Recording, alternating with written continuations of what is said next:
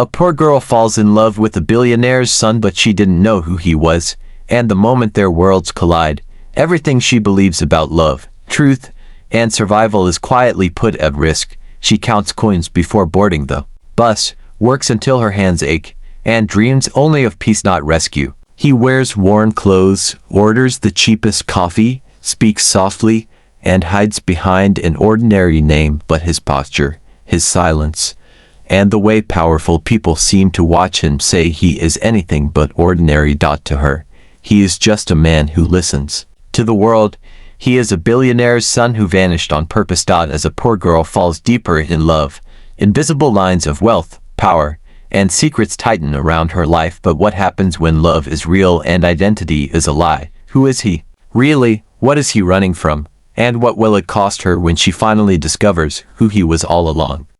The cafe smelled of burnt coffee and disinfectant, the kind used when corners were cut and margins were thin. Evelyn Carter moved between tables with the efficiency of someone who had learned that exhaustion was not an excuse for slowing down. Her shoes were worn at the heel, her uniform faded no matter how often it was washed, and her smile, though genuine, had learned how to disappear the moment no one was looking. She was poor in the quiet way. No dramatic hunger. No begging. Just a life measured in hours worked and bills delayed. That morning, the financial district emptied into her cafe as it always did, men and women whose watches cost more than her monthly rent, laughing loudly, discussing deals that would never brush against her life. Evelyn wiped tables, gathered cups, and avoided looking at what she could never afford to want. Then she saw it. A gold cufflink lay beside a chipped mug at the corner table. Not flashy. Not decorative. Heavy. Intentional. Her breath slowed.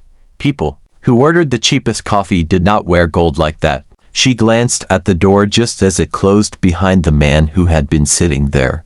He hadn't rushed, hadn't checked his phone, hadn't looked back. Faded jeans, a plain jacket. No visible wealth, but something about him had never blended into the background the way poor men were supposed to. Evelyn picked up the cufflink, feeling its weight press into her palm.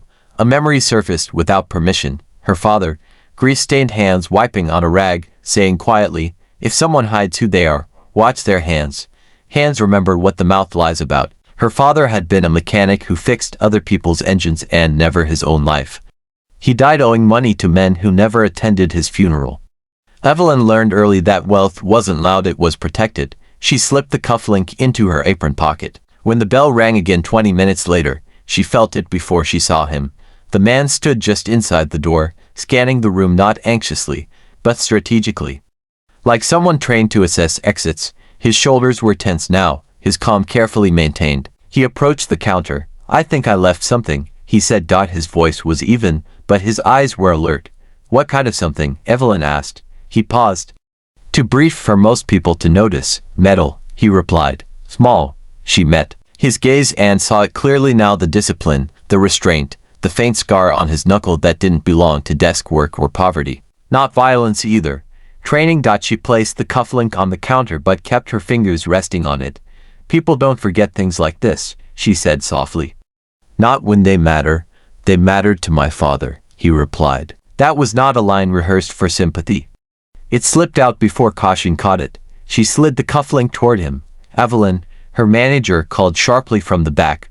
The man picked it up, relief flickering across his face before disappearing again. "Thank you," he said. "I'm Liam." She nodded.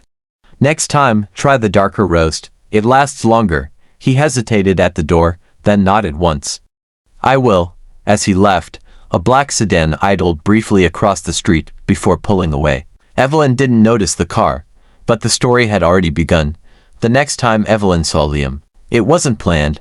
That alone unsettled her. She was used to predictability: bus schedules, shift rotations, the exact moment her landlord's footsteps echoed down the hallway every month. But Liam appeared on a Tuesday afternoon, hours before his usual time, sitting at a different table, his posture still, his attention fixed on nothing and everything at once.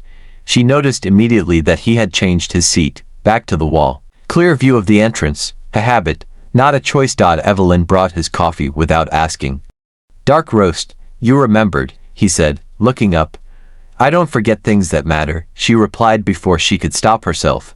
Something unreadable passed through his eyes, like a door quietly closing. They spoke in fragments that afternoon about nothing important and everything revealing. He said he'd grown up moving often. She said she'd grown up staying still while the world laughed without her.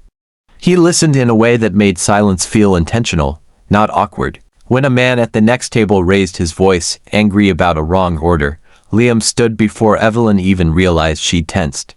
He didn't touch the man, didn't threaten him. He simply spoke low, controlled, absolute. That's enough. The man backed down instantly, muttering an apology that felt less about the coffee and more about the authority he'd sensed but couldn't explain. Evelyn stared at Liam afterward. You didn't have to do that, she said. I know, he replied. But I wanted to. That night, as Evelyn walked home, she remembered another man who stood between her and danger without thinking, her father, shielding her from debt collectors with nothing but his body and his voice. Men who had power without money were rare. Men who understood restraint were rarer. Across the city, Liam stood in a luxury apartment he never slept in, staring at his phone as it vibrated and answered on the marble counter. The name on the screen read A. Brooks. He turned the phone face down. A memory surfaced, his father's voice, sharp and polished, saying, "You don't disappear, Liam. People like us don't get lost. We choose where the world sees us." Liam had chosen invisibility. Days turned into weeks. They walked together after her shifts. He never crossed the boundary of her street, never asked to come inside. When it rained, he gave her his jacket without comment, then walked home cold. "Why don't you ever talk about your family?" Evelyn asked once. He smiled faintly. "Because they talk enough without me." She laughed, but the line stayed with her. One evening, she noticed a black sedan idling too long at the corner. The next night, it was gone. The third night, a different car. She didn't connect the dots. Liam did. When he kissed her for the first time, it was careful, like someone afraid of breaking something irreplaceable. Evelyn felt her world tilt not upward, but inward. Love didn't feel like escape. It felt like recognition. What she didn't know was that every step he took toward her was a step away from a life measured in billions. And what he didn't know was that loving her would cost him the one thing money could never buy back: truth without consequence. Evelyn began to notice the absences before she noticed the questions. Liam would go quiet for hours after certain phone calls, not angry, not distracted, just sealed. His eyes would sharpen, his posture tighten, as though he'd slipped into another version of himself that didn't belong in cafes or narrow sidewalks. Then, just as suddenly, he would soften again, smiling at her like nothing had changed, but something had. One evening, as they sat on a low concrete wall outside her building, Evelyn traced a crack in the pavement with the toe of her shoe. "You ever think about the future?" she asked. Liam leaned back, staring at the sky instead of her. "All the time," he said. "That's why I try not to." She laughed. "That doesn't make sense." "It does," he replied quietly. "When the future is already written for you." The words slipped out before he could catch them. Evelyn looked at him. "Written by who?" He hesitated, then shrugged. "Family, expectations, things people think you owe them." She thought of her own life, how nothing had ever been written for her, how every step had been a negotiation with survival. The idea of a future forced onto someone felt almost unreal. That night, after he walked her to the door and left without stepping inside, Evelyn stood by her window longer than usual. Down on the street, a black car sat with its engine off. When she blinked, it was gone. The next day at the cafe, a man in a tailored suit ordered coffee and never drank it. He sat near the window, eyes following Liam when he arrived later that afternoon. Liam noticed too. His shoulders stiffened, his gaze flicked once, twice, then deliberately away. "Friend of yours?" Evelyn asked lightly. "No," Liam said too quickly. Then, softer, "Someone who doesn't know when to leave things alone." Evelyn didn't press. Poverty had taught her that pushing too hard broke fragile things.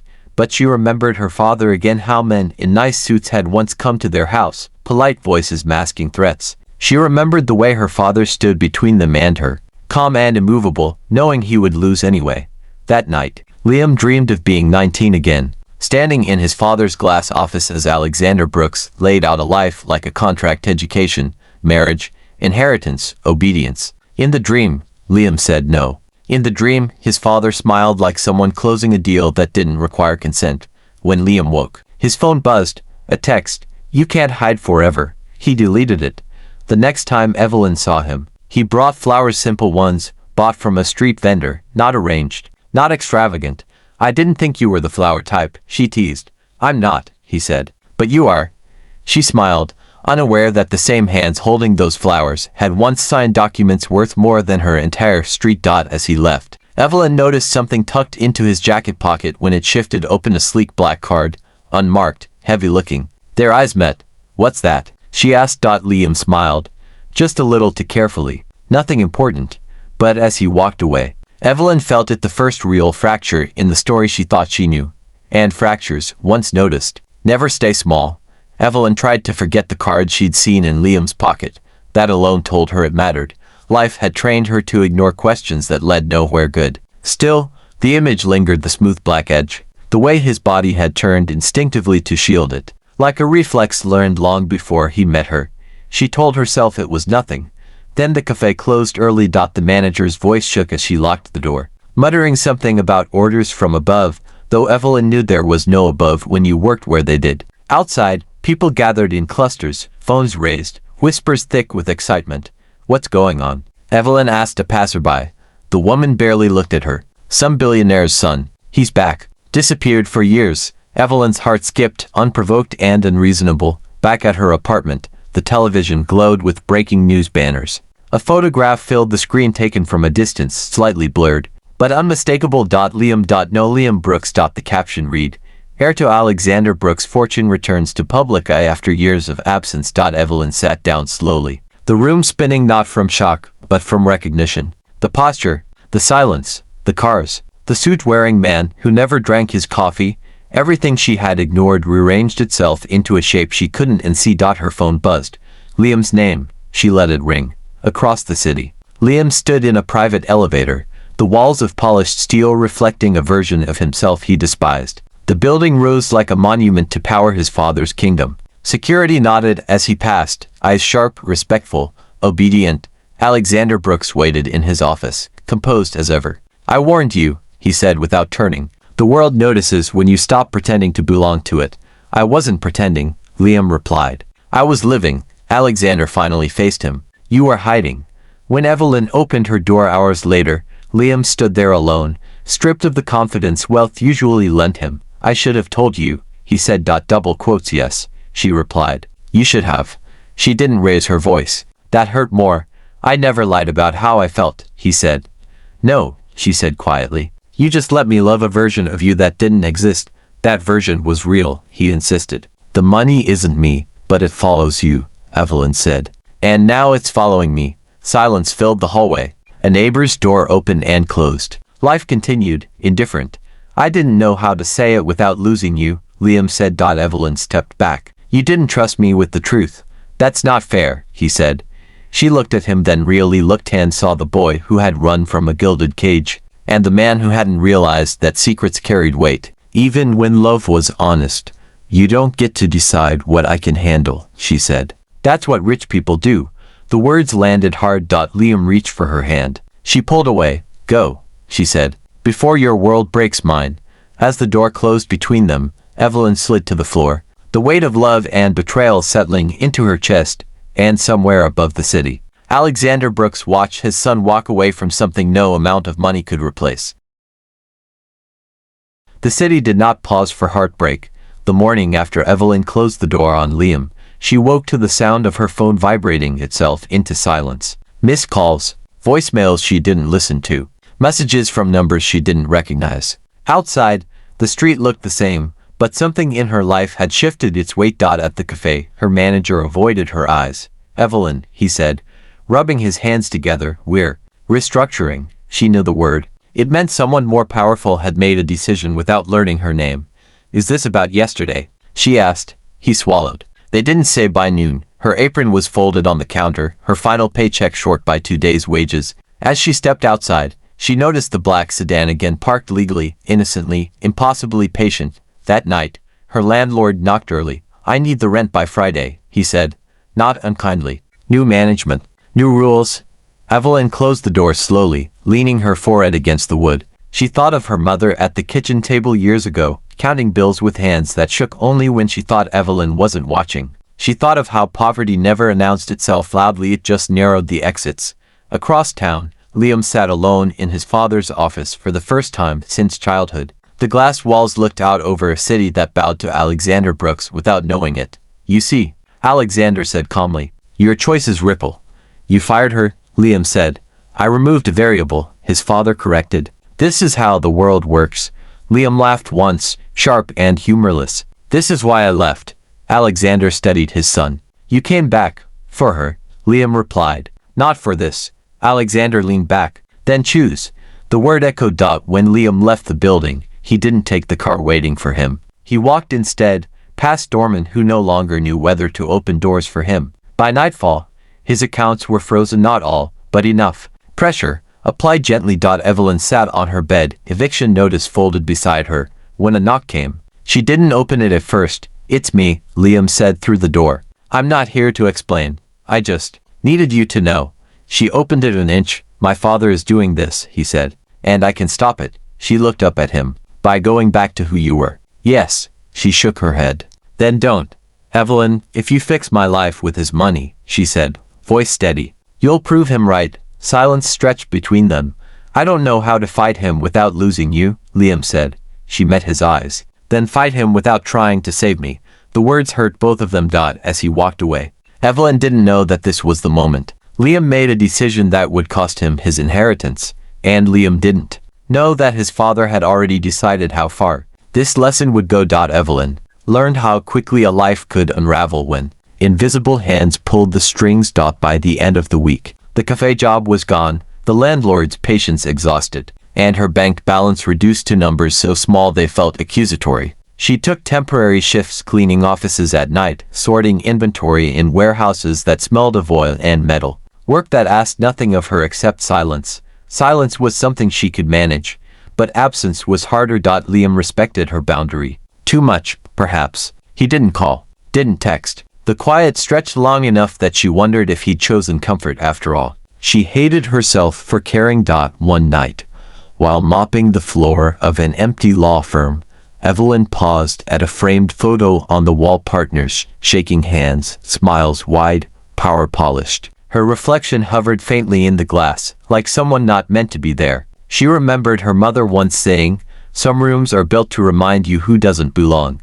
Across the city, Liam sat in a sparsely furnished apartment he'd rented under his middle name. The luxury penthouse stood empty, untouched. He had cut himself off deliberately. No driver, no assistance, no access to the machinery that made life effortless. It wasn't courage. It was penance.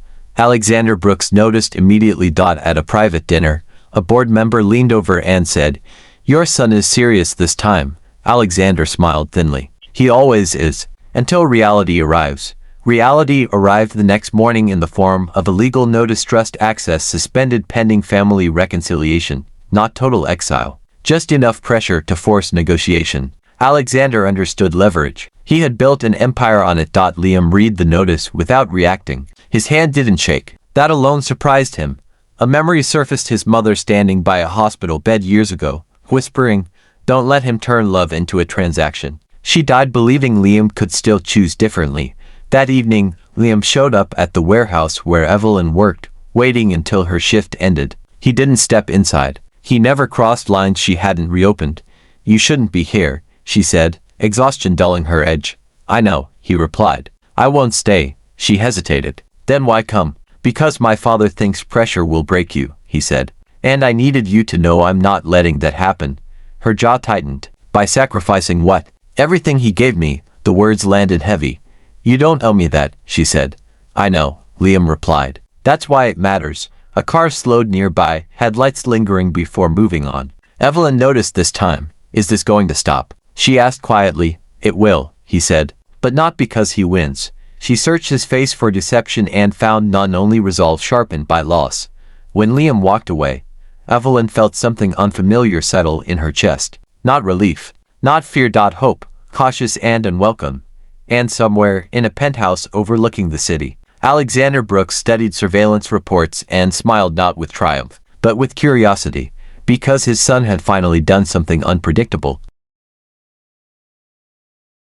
The city began to turn on Evelyn in quieter ways, not with shouting or headlines, but with closed doors that once opened easily. Applications disappeared into silence. Calls were never returned. Even the warehouse supervisor grew distant, suddenly overstaffed despite the empty floor. Evelyn understood then. This wasn't coincidence. It was containment.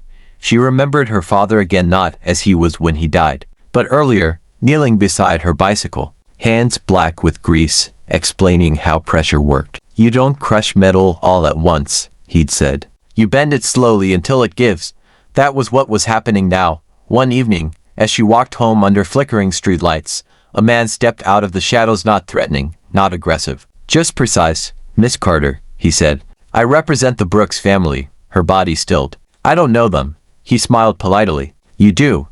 In a quiet restaurant the next day, too expensive for her. Carefully chosen for intimidation, Alexander Brooks finally met the woman his son had chosen. Evelyn noticed everything. The tailored suit that fit like authority. The way people leaned in when he spoke. The absence of wasted movement. This was a man who had never been told no without consequence. "You're stronger than I expected," Alexander said, studying her as if she were a market variable. "I didn't come here to be evaluated," Evelyn replied. "No," he said. "You came because you're reasonable." She thought of her mother's trembling hands, her father's stubborn spine. "I came because your pressure is hurting people who don't deserve it." Alexander folded his hands. "My son does." That cut deeper than insult. "He walked away from everything for you," Alexander continued. "That kind of idealism is expensive." Evelyn's voice stayed steady. "Then why punish me?" Alexander leaned forward. "Because you're the leverage he won't ignore." Silence filled the space between them. "You want him back," Evelyn said. "Not me gone." Alexander's eyes flickered just once. "A tell." When she left the restaurant, her phone buzzed. "Liam. He talked to you, didn't he?" Liam said, already knowing. "Yes. I'm sorry." "No," she replied. "Now I understand." That night, Liam stood in the abandoned mechanic shop where his father had once worked as a boy, a place Alexander never spoke of anymore. Dust hung in the air, memories heavier than machines. Liam made his decision there. The next morning, headlines broke quietly in financial circles. Liam Brooks divests remaining holdings. Establishes independent trust. Alexander read the notice alone, for the first time in decades. He didn't smile. Evelyn didn't know yet what Liam had done, but she felt it when the pressure eased. Just slightly, like fingers loosening their grip. And Alexander Brooks, watching his empire resist him for the first time, realized this was no longer a lesson. It was a reckoning. Evelyn felt the change before she understood it. The phone calls stopped disappearing. A small bookstore called her back about a part-time job she barely remembered applying for. The warehouse supervisor asked if she could pick up extra shifts again, apologetic, almost embarrassed. The pressure that had once tightened around her life loosened, not completely, but enough to breathe. She knew why. Liam had chosen something irreversible. They met days later in a park neither of them had ever noticed before. Small, quiet, surrounded by ordinary people living ordinary lives. No cameras, no black cars, no handlers pretending to read newspapers. "You didn't have to do that," Evelyn said, sitting beside him on a bench worn smooth by time. "I did," Liam replied. "Because if I didn't, I would always be borrowing courage from you." He told her then carefully, without spectacle, what he had done. The trust, the divestment, the final severing of a future that had been decided for him long before he understood its cost. Evelyn listened without interrupting. When he finished, she said only, "Are you afraid?" "Yes," he answered immediately. "But not of being poor." That word hung between them, stripped of shame. Evelyn thought of her childhood home, the way joy had existed there without certainty. She thought of how wealth had chased her only to hurt her, while love had always asked for truth. "You know," she said, "I didn't fall in love with a secret. I fell in love with a man who showed up." Liam looked at her then, not hopeful, not demanding, just open. Across the city, Alexander Brooks stood alone in the mechanic shop he hadn't entered in 40 years. The smell of oil and rust pressed memories forward without permission. His own father's hands, cracked and bleeding, fixing engines late into the night. The promise he'd made to himself never to live like that again. He saw now what that promise had cost him. Alexander picked up an old wrench, heavier than it looked. He set it down gently. Some empires fell with noise, others with silence. That evening, Evelyn invited Liam into her apartment for the first time. It was small, imperfect, honest. He didn't comment on the peeling paint or the mismatched furniture. He noticed the framed photograph of her parents instead. "They look happy," he said. "They were," Evelyn replied. "Even when they shouldn't have been, they stood close without touching." "This doesn't erase what you hid," she said. Or what it cost. I know, Liam replied. I'm not asking for erasure. She reached for his hand, then not as forgiveness, but as choice. Outside, the city moved on, unaware that a billionaire's son had just chosen a life without armor, and a poor girl had chosen love with eyes open. Neither of them knew what tomorrow would demand. But for the first time, the future felt unwritten, and that, for both of them, was everything.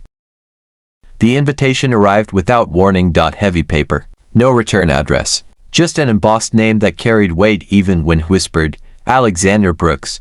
Evelyn stared at it for a long time before opening it. She already knew what it meant. Power rarely asked twice. Liam stood across the room, watching her face change as she read. You don't have to go, he said. I do, Evelyn replied. Because this ends only one way when it's faced. The estate was nothing like the penthouses or towers Evelyn had imagined. It was older, quieter, built to endure rather than impress. Wealth that didn't need to announce itself.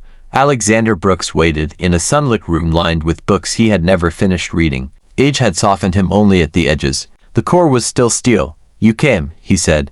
I didn't come for you, Evelyn answered. I came for the damage you caused. Alexander studied her with an expression that wasn't quite hostility. You grew up poor, he said. You understand survival. I understand sacrifice, Evelyn replied. You understand control. The words landed because they were true. Alexander gestured for her to sit. She didn't. My son walked away from a future I built from nothing, he said. Do you know what that costs? Yes, Evelyn said, because I watched my parents pay it every day. For the first time. Alexander didn't interrupt.